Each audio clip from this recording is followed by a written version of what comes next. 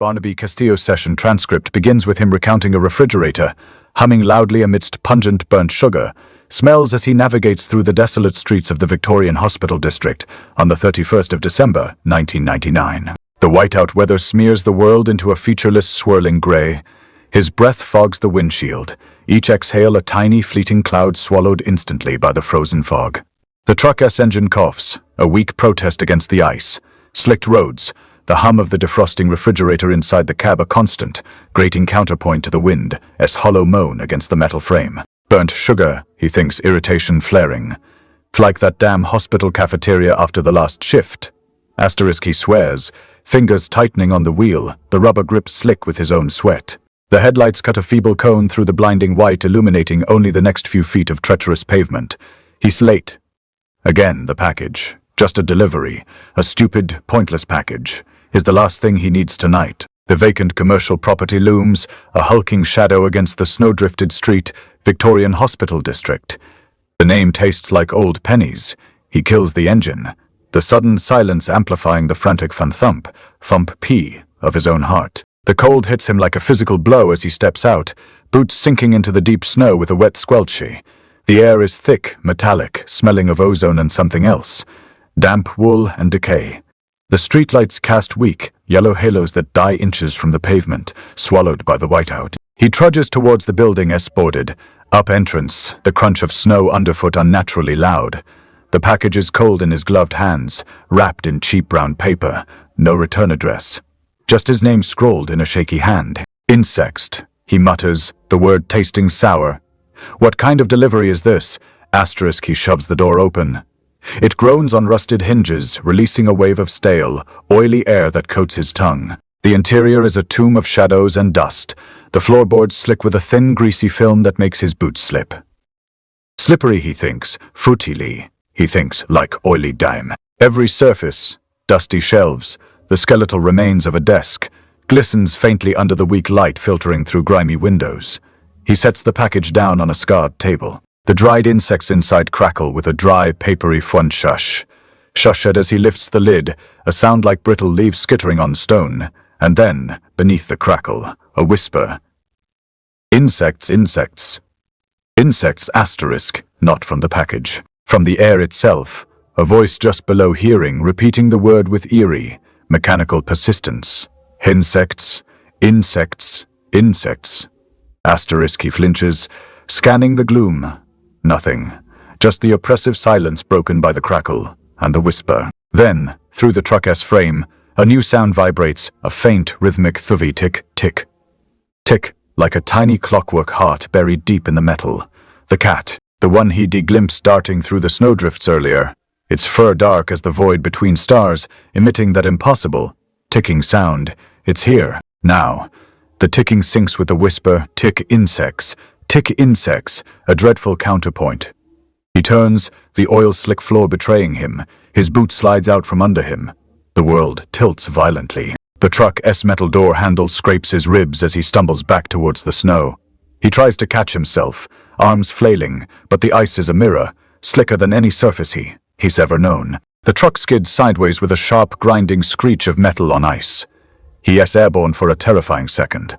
The whiteout swirling, the whisper and the ticking now a single, deafening tick. Insects then, the impact. A guttural fuffanty, as his head strikes the icy pavement, followed by absolute silence. The chair digs into my spine like a nail, but I don't move. The therapist's voice is a low, humming thing. Steady, Barnaby. Tell me about the package shoe, and I want to scream. Instead, I adjust the cuff of my sleeve, the fabric stiff with something that wasn't there before. Oil. The word presses against the back of my skull, but I shake my head, the motion jerky, like a marionette with frayed strings. Just the fridge.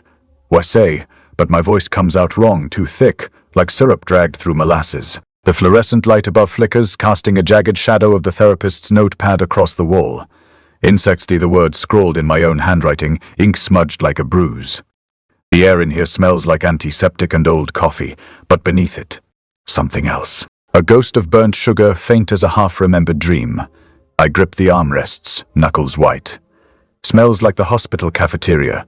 I mutter, but the words taste sour. The therapist leans forward, her pen hovering over the pad like a scalpel. "Describe the package," she says, and her voice is a blade dragging down my spine. Brown paper, no label, just my name. Why? The lie sticks in my throat. The insects inside had been tweedery brittle, their shells clicking together like bones in a rattle, and the whisper, "Insects, insects, insects." Not from the box, but from the air itself, a sound that slithered under my skin. I flex my fingers, the oil slicking my palm, cold and metallic. "Just a glitch," I say, but the therapist's eyebrows lift, thin lines of doubt. She asks about the cat. Flack as the inside of a coal furnace, I tell her the image flashing behind my eyes. Fur like void, and it was ticking. The word Thivin ticking hangs between us, heavy as a dropped anvil. The therapist's pen stills, like a clock. Like a heart, her say, and my own pulse hammers in my ears. The clock on her desk, tick tick tick, syncs with the memory of it, the cat's sound and the whisper merging into one. It wasn't real, I insist, but my voice cracks. Outside, the world is a smear of grey, the snow swallowing the streetlights whole. I yank the door handle, but my glove slips, the oil turning the metal to grease.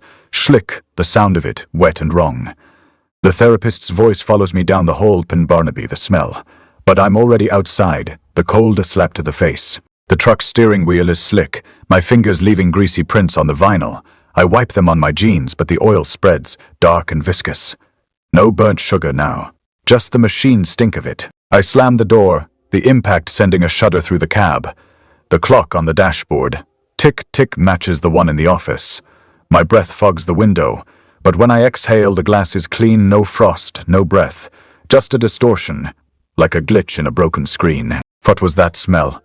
The words echo in the cab, but not from my mouth. The voice is mine, but wrong, stretched and warped, repeating in a loop, the sound bleeding into the oil-slicked silence.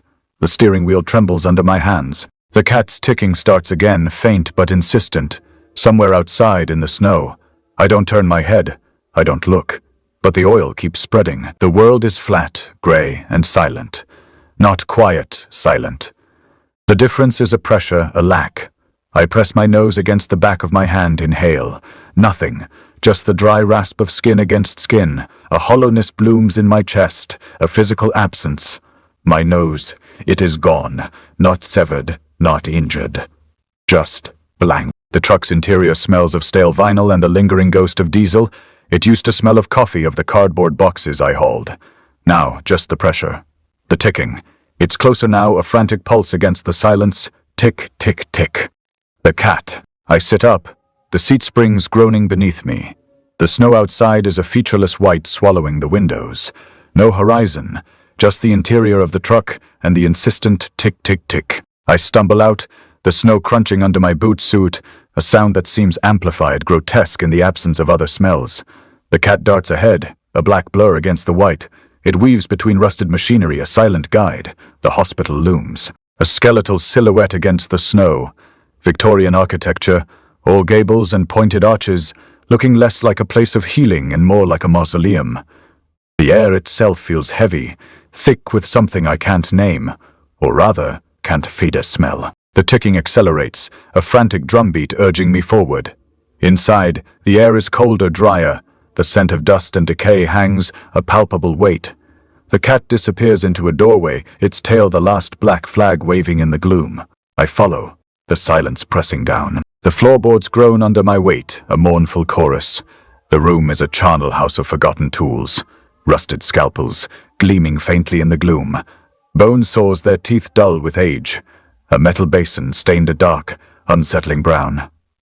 A loose piece of metal falls from a shelf, the sound echoing in the oppressive silence. My own breath catches in my throat. I try to speak, to ask the cat what it wants, but the words die in my mouth, taste like ash. What does it mean? I manage, the question looping back at me, a distorted echo in the silence. What does it mean? The cat doesn't respond, just flicks its tail and disappears further into the room. I push past a curtain, and the room opens into a hallway. The walls are covered in writing. Scrawled in what looks like dried blood, they kept it. The letters are uneven, frantic, tick, tick, tick, tick. The cat sits at the foot of the wall, its eyes glowing faintly in the dim light. A memory surfaces, sharp and sudden. My grandfather, a hospital janitor, whispering in my ear, "The mirror lies. Barnaby, don't look." He vanished a few years later. They said he'd wandered off. The mirror lies. I repeat, the words echoing, looping back. The mirror lies. The mirror lies. The tick-tick of the cat's fur blends with a new sound to sound, a rhythmic clang-clang. It's distant, muffled, but it grows louder with each beat. A blacksmith's hammer. The sound vibrates through the floor, through my bones. The cat turns, its eyes fixed on a dark corridor. It lets out a short, sharp hiss, a sound that seems to vibrate within my skull. I try to ask it what it means, what the writing means, what my grandfather meant. But the words won't form. What does it mean? What does it mean? The voice isn't mine, but it is. It is layered over my own, a warped, mocking echo. The clang-clang-clang grows louder, closer. The cat disappears into the corridor. I hesitate, then follow. The corridor is plunged in near darkness. The clang-clang is deafening now, a relentless pulse. And then I see it. A figure. A woman in a torn hospital gown, her face obscured by shadows. She's falling. Falling backwards, slowly, deliberately, reenacting something. "Stop," I say, the word looping back at me. "Stop, stop." The woman continues to fall, her movements jerky, unnatural. The cat's ticking merges with the thoof clang-clang, a chaotic symphony of dread. The falling woman's face begins to resolve, and I recognize her. It is my mother. The woman's fall continued, a slow, agonizing descent into the encroaching darkness. My mother's face, caught in the fractured light, was a grotesque parody of grief. Stop. The word felt alien, a foreign syllable scraped from the back of my throat. The clang-clang of the blacksmith's hammer resonated through the corridor, a relentless pulse driving the scene forward. It wasn't just a sound now, it was a vibration, a physical pressure against my sternum. I stumbled forward, the walls seeming to shift and warp around me. The air grew thick, viscous, clinging to my skin. The oil, it was everywhere. A slick sheen coated the floor, the walls, the very air I breathed. Each breath was a struggle, a rasping intake of something heavy and unnatural. The drip-drip began, a slow, deliberate rhythm against the chaos. Oil, not water, falling from the ceiling, each drop expanding on the floor like a dark, malignant bloom. I reached out, my hand encountering a surface that wasn't solid, but yielding, oily. A mirror. It wasn't like the others I'd seen, this one pulsed. The surface rippled, distorting the hallway behind me. I saw a scene play out within its depths, a looped sequence of events. A patient, pale and gaunt, wheeled into a brightly lit operating room. The faces of the surgeons were blurred, indistinct, like figures in a half-remembered dream. Then, the scene repeated. Different faces, different instruments, but the same trajectory of dread. What is this? The thought wasn't mine, or rather, it was layered over my own, a discordant echo in the oppressive silence. The digital corruption was visible now, a shimmering distortion that fractured the image, tearing it apart like decaying film. The architecture of the hospital seemed to unravel within the mirror's reflection. Corridors stretched impossibly, doorways appeared and vanished, defying the laws of geometry. The patient's muffled scream echoed from within the loop, a desperate plea trapped in an eternal cycle. Then, the scream repeated, overlapping itself, creating a cacophony of suffering. My own breath hitched in my throat, a strangled gasp. The oil slicked the mirror's surface, blurring the images, causing them to bleed into one another. The colors intensified, becoming lurid and unnatural. The once grey walls pulsed with a sickly green hue, the floor a deep, unsettling purple. I saw myself, a younger version, small and vulnerable, standing beside a man whose face was obscured by shadow. My grandfather. His hand rested on my shoulder, a gesture of comfort, or perhaps warning. Then both of us began to fade, dissolving into the digital noise swallowed by the mirror's relentless loop. "Run!" a voice mouthed from the reflected image. It was my face, but distorted, fragmented, a digital ghost. The image flickered, dissolving into static, then abruptly resolving into the falling woman, my mother. Her eyes were wide with terror, her mouth open in a silent scream. The drip, drip, drip of oil intensified, a relentless percussion against the growing dread. The cat's ticking, once a subtle pulse, now hammered against my skull, a frantic tick, tick, tick. The blacksmith's hammer thuclang clanged, the sound vibrating through the floor, through my bones. The loop ended, and the mirror displayed my own face mouthing, "Run." But the image flickered to the spectral figure's fall. The figure was here again, A flicker of motion in the periphery, a half-formed silhouette caught between the oil-slicked walls. I didn't turn. Instinct told me movement would break the loop, and I wasn't ready for that. The crunch of glass under its foot echoed in a stuttering rhythm, a sound that wasn't quite real, like a record playing at the wrong speed. The figure's arms windmilled as it stumbled forward, its form dissolving into static before reforming, the same desperate fall replaying over and over. Blood pooled beneath it, thick and black, spreading like oil itself, the edges glistening under the sickly green light. I took a step forward, my boot slipping on the slick floor. The oil seeped between my toes, cold and viscous, clinging like a second skin. My foot sank, the surface giving way with a wet suction, as if the floor were alive. The figure didn't react. It was trapped in its cycle, the same frantic scream tearing from its throat every time it hit the ground. The window behind it shattered again, the glass raining down in slow motion, each shard catching the light like scattered diamonds before vanishing into the oil. Why won't it stop? My voice came out raw, a whisper that coiled back on itself. The words hung in the air, repeating, overlapping, fuddy. Why won't it stop? Why won't it stop? The blacksmith hammer had been a steady pulse, but now it faltered, the 40 clang stuttering before cutting off entirely. Silence pressed in, thick and suffocating, only the cat's ticking remaining. A relentless, mechanical thud and tick, tick, the sound grinding against my skull. Then the crash. A violent fun slam erupted from the side room, the sound of wood splintering, metal bending. The cabinet door burst open with a hydraulic groan, its contents spilling across the floor in a chaotic tumble. Glass vials shattered, their contents hissing like steam, the air filling with the acrid stench of old chemicals. The figure didn't even flinch. It kept falling, kept screaming, the loop unbroken. The cat's ticking sharpened, a single, insistent tick now, the rhythm no longer hidden. It was close, too close. I turned, expecting to see it coiled on the oil-slicked ledge, its fur humming with static, but it was gone. Only the sound remained, a single footing echoing in the dark. The hammer's silence replaced by something worse, the hollow, expectant weight of a mechanism counting down. The oil pulsed beneath my feet, the surface rippling like living tissue. The figure's fall looped once more, the blood pooling, the glass crunching, the scream repeating. And then, nothing, the figure was gone. Only the ticker remained, a single, rhythmic heartbeat in the dark. The tick-tick. Always the center kick. It led me down a corridor I hadn't noticed before. A slick, oily descent into deeper shadows. The air grew heavier, thick, with the scent of something I could place. Not unpleasant. Exactly. But profoundly wrong. Irritation coiled in my gut. This wasn't part of the delivery route.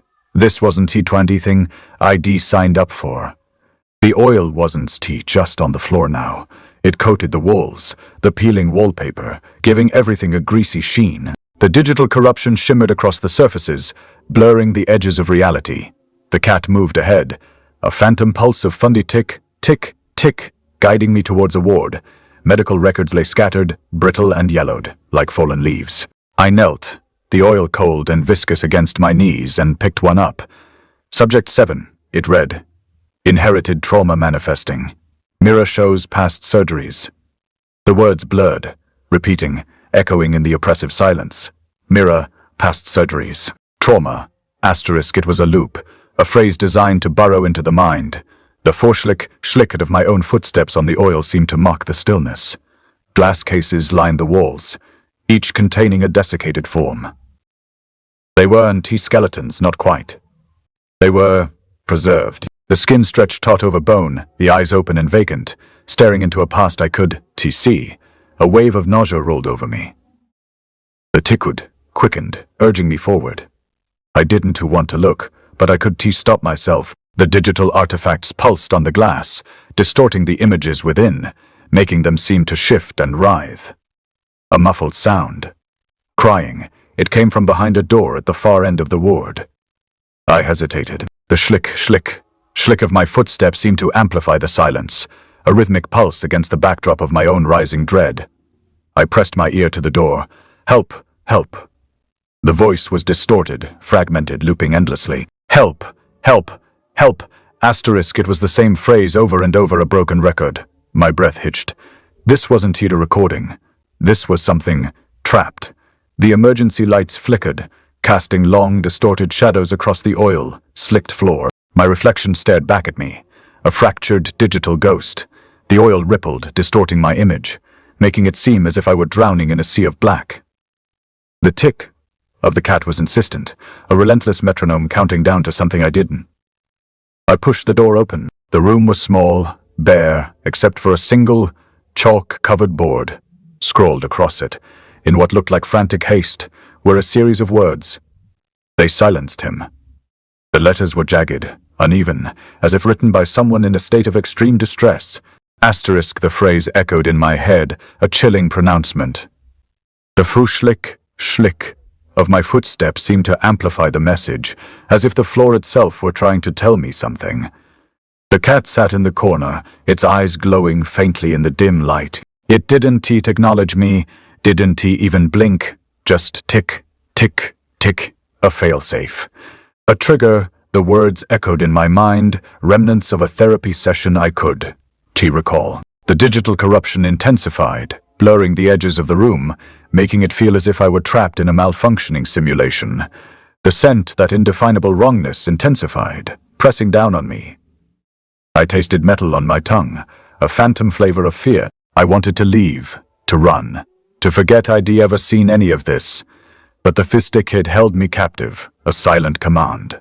The fuschlick, schlick of my footsteps, my own breathing, the looping cries. It was all closing in, suffocating me. The floor felt like quicksand, threatening to pull me under. Then, a thud. A door slammed shut. It wasn't the door I'd just opened. It was behind me. A final decisive tick emanated from the cat. And then, silence. The medical records were a brittle cascade, crumbling under the slightest pressure. Subject 7, Subject 8, Subject 9. Each a ghost whispering of procedures, of therapies, of something broken. The words swam, distorted by the oil slick on the page, reflecting the flickering emergency lights like a fractured mirror. Stabilize inherited trauma. Asterisk, the phrase felt like a physical weight, pressing against my ribs. Y2K. The date stamped on the file Sevi the 29th of December, 1999. T1 seemed to mock me, a relic of a fear long since past. Now it felt acutely, terrifyingly present. The digital corruption intensified, the shimmer across the surfaces coalescing into pixelated glitches. The air thickened, heavy with the scent of ozone and something else, something acrid and burning. It was a smell that bypassed my nose entirely, somehow lodging directly in my sinuses. A phantom irritation. The loss of smell, the therapist's words echoing in the void. 20 symptom of the fracturing felt less like a medical condition and more like a deliberate severance. I couldn't rely on scent anymore. Only the fiddy beep, beep of the ancient computer systems permeated the silence. The cat reappeared, a silent shadow detaching itself from the darkness. Its ticking was the faint pulse it had been. It was a low, resonant, fervent, vibrating through the floor and into my bones. It moved with an unsettling purpose, a silent directive. I followed, my boots, schlicking against the oil, a counterpoint to the rhythmic pulse, the records blurred, the numbers and names dissolving into a chaotic swirl. The room was different this time. Smaller, more contained. A single computer terminal dominated the space, its screen flickering with an archaic interface. Green text scrolled across the monitor, a torrent of data I couldn't decipher. The fofi beepy of the machine was insistent, a frantic plea for attention. I moved closer, the fifron new thumud of the cat growing louder, resonating in my teeth. The digital corruption pulsed around the screen, distorting the image, making it seem as if the information itself was trying to escape. Then, I saw it. My name. Barnaby Castillo, temporal anchor. The words were stark, undeniable, etched into the digital fabric of the room. Temporal anchor. Asterisk, what did that even mean? The phrase felt like a violation, a trespass into a space I hadn't. A wave of nausea rolled over me, stronger than before. My vision swam, the room tilting precariously. I gripped the edge of the terminal, anchoring myself to reality. The 40 schlick of my footsteps felt distant, muffled, as if I were underwater. The blacksmith's hammer sound. A rhythmic 40 clang, clang, clang, that seemed to originate from within the walls themselves. It wasn't a physical sound, not really. It was a vibration, a resonance that resonated deep within my skull. The cat's epithrum intensified, a low growl that seemed to emanate from the very floorboards. The screen flashed, the green text dissolving into a chaotic jumble of symbols. Then, the fire alarms. A piercing, insistent tweet wail that sliced through the oppressive silence. Red lights pulsed, bathing the room in an infernal glow. The scent of burning plastic filled the air, acrid and choking. I turned and saw it. Flames licking at the doorway to the archive room, consuming the records, the faces of the vanished subjects. The oil on the floor shimmered, reflecting the inferno, turning the room into a distorted hellscape. The cat vanished. The fumes ceased. The blacksmith's hammer faded. The digital corruption reached a fever pitch, the room dissolving into a chaotic swirl of light and shadow. I stumbled backward, my hand instinctively reaching for something, anything, to hold on to. The foodie beeped of the computer escalated into a frantic, desperate scream, a whisper close to my ear, a voice distorted and fragmented, looping endlessly. You were always the key. It wasn't he spoken. It was implanted, a thought injected directly into my consciousness. The fire's crackle rose, drowning out everything else, consuming the room, consuming me. The file slid free of the drawer with a wet, twanged shesh, the oil slicking my fingers as I pulled it toward me. The paper was thick, brittle, sterile, like the kind they used to wrap surgical instruments in the old days. The edges curled, resisting the light. Asterisk 1973. Asterisk the year was stamped in ink, smudged as if someone had pressed their thumb into it, then wiped it away in haste. My grandfather's name wasn't he on the label, just a number, fund room 17. B asterisk, I flipped it open. The first page was a scribbled mess, psychosomatic mirror syndrome. But it was the second line that made my breath catch. Asterisk trauma transferred via scent. Asterisk the words blurred. The air in the room thickened, pressing against my skin like a second layer. The oil on the desk glistened, catching the dim light of the emergency bulbs. It didn't smell like anything, not burnt sugar, not memory. Just clean, sterile, the way a hospital does when it's been empty too long. My fingers trembled. The cat was gone. No thrum, no rhythmic pulse, just silence, heavy and suffocating. I exhaled, and the breath came out wrong, too fast, too sharp. The tick of a wristwatch echoed in my skull, low and deliberate, like the hands of time grinding to a halt. My own wrist was bare, no watch, no band, nothing. Then, static. Asterisk a voice, not from the room, but from inside me. My grandfather's voice, asterisk you, re the anchor. Asterisk the words slithered through the silence, distorting like a broken radio. I recoiled, but the desk held me fast. The oil seeped between my fingers, warm and sticky. It smelled like footwear antiseptic. Asterisk nothing else. No rot, no fear. Just the sharp, metallic bite of something preserved. The mirror. It was there, propped against the wall, its surface slick with the same oil. My reflection stared back pale, hollow-eyed, a stranger, but then it flickered. The image shifted. Not me, a child. Mime. Asterisk younger, 5, maybe 6, holding a cat, a tiny black cat, its fur glinting under the light. And the foot tick. Asterisk the thugan tick, tick of its collar, matching the wristwatch in my skull. The child, Mai, was screaming. Not with sound, with twin sight. Asterisk the mirror showed me what I could see. The roof, the edge, the fall. The oil dripped from my hands, pooling on the file. The paper darkened, the ink bleeding.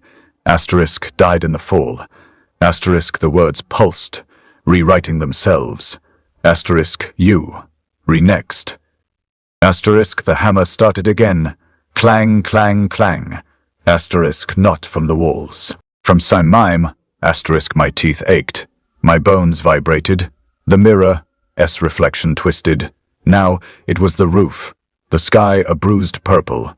The wind howling like a thing alive. My childhood self was at the edge, fingers curled over the ledge, the cat still in their arms. The tick was louder now, drowning out everything else, asterisk.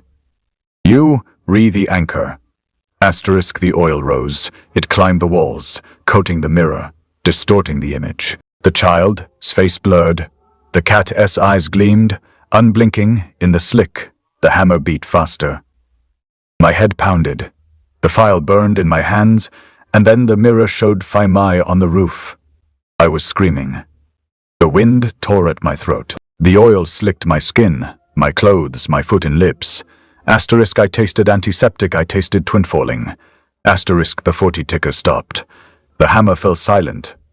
The oil rose higher. The word hung in the air, a fractured echo. Burden. The burden. The burden. Asterisk, it resonated not in my ears, but in the marrow of my bones. The corridor stretched, warped. A digital glitch bleeding the Victorian wallpaper into a nauseating swirl of crimson and grey. It wasn't T-the hallway anymore. It was a collapsing algorithm. The tiles under my boots weren't T-solid, they pulsed, a sickly rhythm mirroring the hammering in my skull. Tick, tick, tick. Asterisk, not just the cat. It was sub inside in me. My hand moved of its own volition, reaching for the mirror. The oil, still slick, clung to my skin, a phantom touch. I didn't T20 to look. I knew what waited, but the compulsion was absolute, a directive from somewhere beyond my awareness. The reflection wasn't T-mine, it was my grandfather. Older, weaker, standing on the roof. Rain lashed at his face, blurring his features. The sky behind him was a bruised purple, the same color as the static that now crackled at the edges of my vision. The fall played out in reverse, a horrifying ballet of disintegration. The body suspended in mid, air began to coalesce. Blood retracted, a crimson tide flowing backward into the wound. The shattered bones knit themselves together, the broken neck reforming with a sickening snap. It was wrong, violently, fundamentally wrong. The image stuttered, a corrupted file struggling to load. Tick, tick, tick. Asterisk, the sound intensified, morphing into the relentless clang of a blacksmith's hammer. It wasn't T external, it was a percussion within my skull, a metronome counting down to. The file in my hand felt heavier, the paper burning against my skin. I dropped it, and it fluttered to the floor. The numbers Swin 1973-19 from the gloom. I stumbled forward, drawn to the cat. It was closer now, a shadow flickering in the periphery. I had to stop it. I had to. What? I didn't know. The purpose had dissolved, leaving only a raw, primal urge to silence the fun tick. The air grew thick, viscous, making each breath a struggle. The metallic tang of antiseptic coated my tongue, a phantom taste. I couldn't smell anything, hadn't been able to for how long, it didn't matter. The ticking was all that remained. The only anchor in this unraveling reality. I reached for the cat, my fingers brushing against its fur. It felt wrong, not soft and plush, but cold and hard, like polished stone. Its eyes glowed with an internal light, a malevolent static. I saw something in those eyes, not malice, not even intelligence, just indifference, a cold, calculating emptiness. The burden, asterisk, the voice repeated, louder now, a chorus of whispers pressing against my sanity. The floor tilted, the walls pulsed, the image of my grandfather on the roof sharpened, his face contorted in a silent scream. I felt a pull, a sickening lurch in my stomach. I tried to scream, but no sound emerged. Only the relentless syntic tick, tick, tick, echoing in my skull, amplified, overwhelming. The cat's fur vibrated against my palm, the ticking resonating through my bones. It felt like my own heartbeat, my own mortality, laid bare and exposed. The image in the mirror fractured, shattering into a million shards of digital noise. The corridor dissolved into a vortex of static, and then the cat vanished. The thudi tick. Tick, tick, ditty stop. It simply intensified. A single, deafening 4D tick that resonated through the void, threatening to shatter what remained of my consciousness. The mirror showed only my eyes, not the reflection of the hospital corridor, the peeling Victorian wallpaper, the oil-slicked floor. Just my eyes, wide, bloodshot, staring back from the glass. The inherited trauma wasn't a flood. It was a slow, viscous tide rising inside my skull, carrying the scent of rain on the roof, the metallic tang of the grandfather's blood, the frantic Y2K panic of 99 screaming through the static in my bones. Tick, tick, tick. Asterisk, the cat's sound, now a physical vibration in my palm where its fur had been. It wasn't ticking through to me. It was ticking through me, a countdown etched into my marrow. The burden, asterisk, the whisper echoed, Not from the walls, but from the hollow space where my grandfather's fear had lived. I saw him then, not as he was on the roof, but as he been before, sitting in the hospital waiting room, fingers tracing the dried insects in his pocket, eyes fixed on the Y2K panic headlines bleeding through the window. His terror wasn't about the digital collapse, it was about the accident he caused. The one he carried like a stone, sacrifice. Asterisk, the word wasn't, T whispered. It was the sound of the cat's fur vibrating against my skin, the final, resonant ticket before the silence. And then it hit me. I wasn't the one carrying the burden. I was the burden. The failsafe. The sacrifice. The mirror shattered. Not with a crash, but with a soft, crystalline shinkin, like glass dissolving into smoke. A wave of static erupted, not from the mirror but from the oil on the floor. It reflected 1,000 Barnabas, each screaming silently, their mouths open in the shape of the word tick. I saw my own face in the fractured reflections, smiling not with joy, but with the terrifying emptiness of a void. The eyes were gone, replaced by a smooth, featureless surface like polished stone. The cat's indifference was my own. Sacrifice. Asterisk, the word was the only thing left, the only anchor in the static storm. Tick.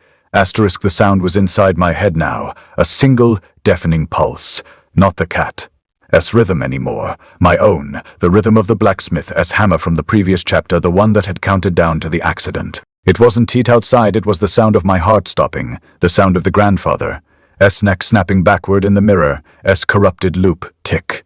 Asterisk, the sound was the only thing holding me together, and it was the sound that was breaking me. The oil slicked the floor, reflecting the 1,000 screaming faces. I felt the cold, hard surface of the cat's fur beneath my fingers one last time, then nothing.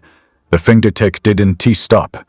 It deepened, resonating in the cavity where my lungs should be. A sound like a clockwork heart grinding its gears to dust. Hefe tick. Asterisk, the static wave surged, washing over me, not as noise, but as the absence of sound, the sound of the void where the cat had been, where my grandfather had fallen, where the Y2K panic had died. The reflection in the oil was gone. Only the empty smile remained, a perfect, silent void. Tick. Asterisk, the sound was the last thing before the silence. The silence was absolute. Not peace, not nothing. A soundless scream, and then, just as the static began to recede, the only word left in the hollow space where my mind had been, echo. Echo.